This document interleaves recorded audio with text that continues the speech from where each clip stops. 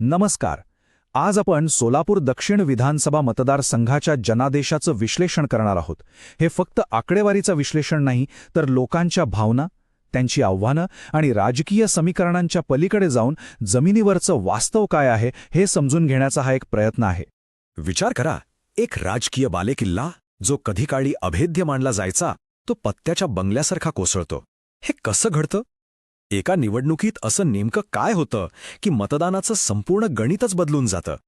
चला, या राजकीय बदलाच्या मुळाशी जाऊया आणि पाहूया की हा जनादेश आपल्याला भविष्याबद्दल काय सांगतोय.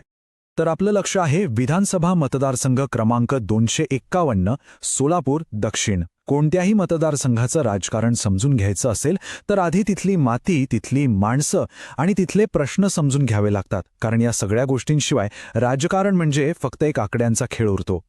हा मतदारसंघ आहे सुमारे 3,82,000 मतदारांचा आणि याची ओळख दुहेरी आहे. म्हणजे एका बाजूला सोलापूर शहराची धावपळ आणि दुसऱ्या बाजूला पूर्णपणे पावसाच्या पाण्यावर अवलंबून असलेली शेती. शहराच्या गरजा वेगळ्या, ग्रामीण भागाची आव्हानं वेगळी, आणि याच संघर्षातून इथल्या राजकारणाची दिशा ठरते. आता इथलं सामाजिक गणित पाहूया, जे खूपच गुंतागुंतीचं आहे. 2011च्या जनगणनेनुसार इथे जवळपास 13.5% अनुसूचित जाती आणि 4.5% अनुसूचित जमाती आहेत. पण त्याचबरोबर लिंगायत, मराठा आणि धनगर समाजाचं अस्तित्वही लक्षणीय आहे. प्रत्येक निवडणुकीत या समाजांची समीकरणं जुळवणं हाच विजयाचा राजमार्ग ठरतो. तर ही सामाजिक आणि भौगोलिक पार्श्वभूमी लक्षात घेऊन आता आपण थेट निवडणुकीच्या आकड्यांकडे वळूया. हे आकडे फक्त संख्या नाहीत, तर एका मोठ्या राजकीय बदलाची कहाणी सांगतात. एका बालेकिल्ल्याचं रूपांतर एका मोठ्या एकतर्फी विजयात कसं झालं ते पाहूया. 2009 पासूनचा प्रवास बघा.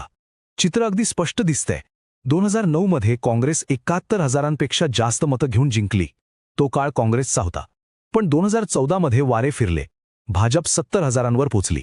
2019 मध्ये त्यांनी आपली आघाडी 87,000पर्यंत वाढवली आणि 2024 मध्ये आकडा आहे तब्बल 1,16,000च्या पुढे. काँग्रेसची घसरण आणि भाजपची चढाई हा आलेख सगळं काही सांगतोय. 2024च्या निकालावर नीट नजर टाका. भाजपला मिळाली 1,16,932 मतं आणि त्यांच्या विरोधात असलेल्या उमेदवाराला मिळाली फक्त 39,805 मतं. म्हणजे विजयाचा फरक होता तब्बल 77,000पेक्षा जास्त मतांचा. ही निवडणूक नव्हती, हा एकतर्फी कौल होता. आकडे तर आपण पाहिले, पण खरा प्रश्न आहे असं का घडलं? काय घडलं यापेक्षा का घडलं हे समजून घेणं जास्त महत्त्वाचं आहे. आणि या पराभवाची मुळं केवळ उमेदवाराच्या कामगिरीत नाहीत, तर आघाडीच्या धोरणांमध्ये आणि व्यवस्थेतील त्रुटींमध्ये आहेत. सोलापूर दक्षिण हा काँग्रेस पक्षाचा बालेकिल्ला राहिला आहे.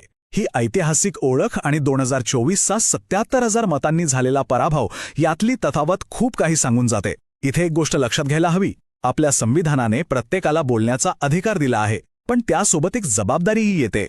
जेव्हा सार्वजनिक जीवनात संवाद तुटतो किंवा विश्वास कमी होतो, तेव्हा असे बालेकिल्ले ढासळतात. विरोधी पक्षाच्या पराभवाचं सर्वात मोठं कारण होतं आघाडीतलीच फूट. राजकारणातलं एक साधं गणित असतं, सत्ताधाऱ्यांच्या विरोधातली मतं विभागली जाऊ नयेत. पण इथे नेमकं उलटं झालं. महाविकास आघाडीच्या अधिकृत उमेदवारासमोर स्थानिक काँग्रेस नेत्यांनीच पाठिंबा दिलेला एक अपक्ष उमेदवार उभा राहिला. याचा परिणाम काय झाला? भाजप विरोधी मतं विभागली गेली. ही एक मोठी धोरणात्मक चूक होती. पण राजकारण केवळ आघाड्यांच्या गणितावर नाही चालत, ते चालतं लोकांच्या खऱ्या समस्यांवर. मतदार निवडणुकीच्या गणितापेक्षा त्यांच्या रोजच्या जगण्याच्या प्रश्नांना जास्त महत्त्व देतात. चला पाहूया लोकांचे खरे प्रश्न काय होते. लोकांच्या मनात काय धुमसत होतं. 3 मुख्य गोष्टी होत्या. पहिली आणि सर्वात गंभीर, पाण्याची तीव्र टंचाई. दुसरी, जमिनीच्या संपादनाचा वाद, जो थेट त्यांच्या अस्मितेशी जोडला गेला होता. आणि तिसरी, शेतीचं संकट आणि त्यातून आलेली बेरोजगारी. हे फक्त निवडणुकीचे मुद्दे नव्हते, लोकांच्या जगण्या मरण्याचे प्रश्न होते. पाण्याची समस्या किती गंभीर होती हे यावरूनच कळतं की उजनी धरणाने मृत साठा पातळी गाठली होती. ज्या भागात सिंचनाची सोय 15%पेक्षा कमी आहे, तिथे पाण्याशिवाय आयुष्यच धोक्यात येतं. हा लोकांच्या अस्तित्वाचा प्रश्न होता आणि हा प्रश्न कोणत्याही राजकीय समीकरणापेक्षा मोठा ठरला. दुसरा मुद्दा होता जमिनीचा आणि अस्मितेचा. विमानतळाच्या विस्तारासाठी जेव्हा सिद्धेश्वर साखर कारखान्यावर कारवाई झाली तेव्हा तो फक्त एका इमारतीचा प्रश्न नव्हता. तो कारखाना पिढ्यानपिढ्या स्थानिक अर्थव्यवस्थेचा कणा होता. या कारवाईमुळे स्थानिक लोकांमध्ये विशेषतः लिंगायत समाजात प्रचंड नाराजी पसरली. ठीक आहे, आतापर्यंत आपण समस्या पाहिल्या, पराभवाची कारणं शोधली, पण फक्त विश्लेषण करून काही होत नाही. यातून शिकून पुढे कसं जायचं याचा एक आराखडा पाहणं महत्वाचं आहे. कारण राजकारण हे मागे पाहण्यासाठी नाही तर पुढे जाण्यासाठी असतं. ही जागा परत मिळवण्यासाठी एक चतुर्मुख सिद्धांत वापरता येतो. ही एक 4 स्तरीय रणनीती आहे. म्हणजे काय तर विजयासाठीचे 4 मजबूत स्तंभ.